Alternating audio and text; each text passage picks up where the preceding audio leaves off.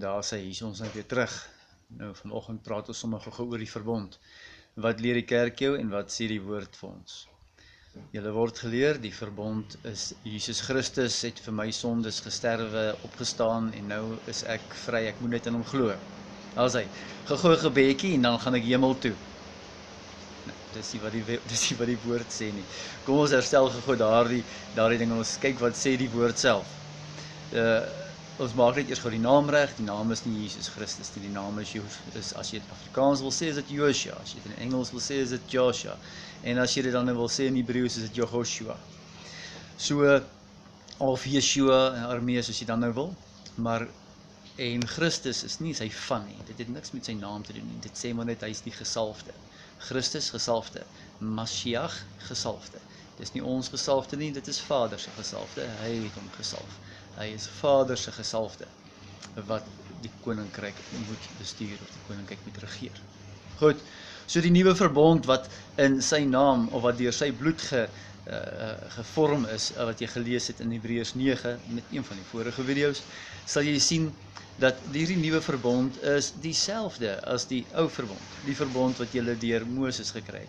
Die verbond wat jy deur Moses gekry het vir jou dieselfde wette gegee, as wat die nuwe verbond vir jou gee.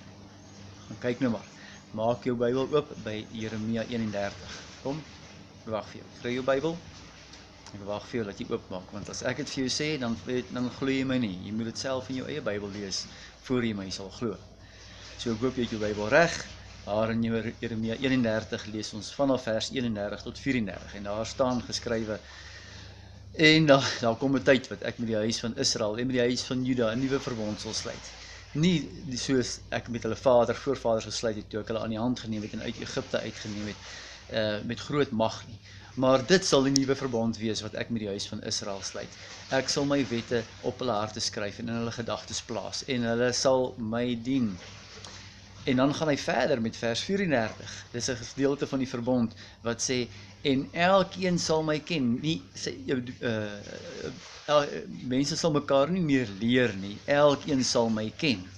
Nou goed, dit is wat Jeremia in die Ou Testament of Ou Verbond. Daar is nie dink soos 'n testament nie. Simpel.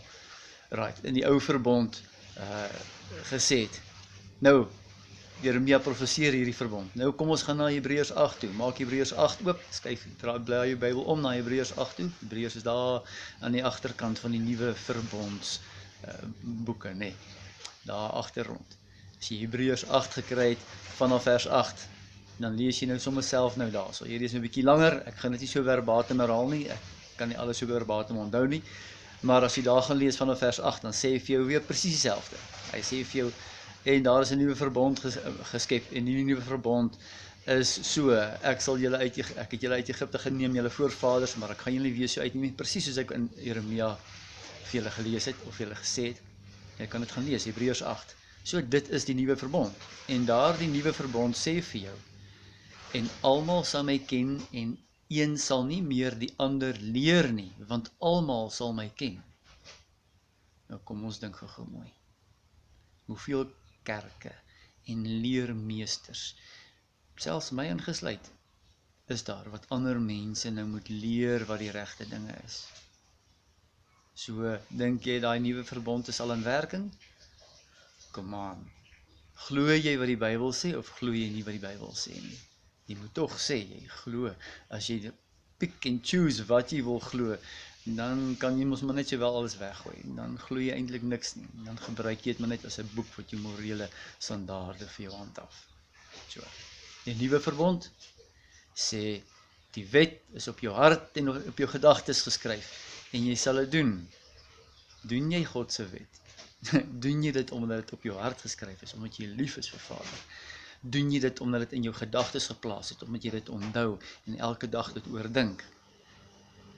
En leer jy ander, of is daar ander wat jou leer? So, dink mooi oor hierdie nuwe verbond, en of is die nuwe verbond al werklik in werking gestel? Daar is hy. Geniet julle dag.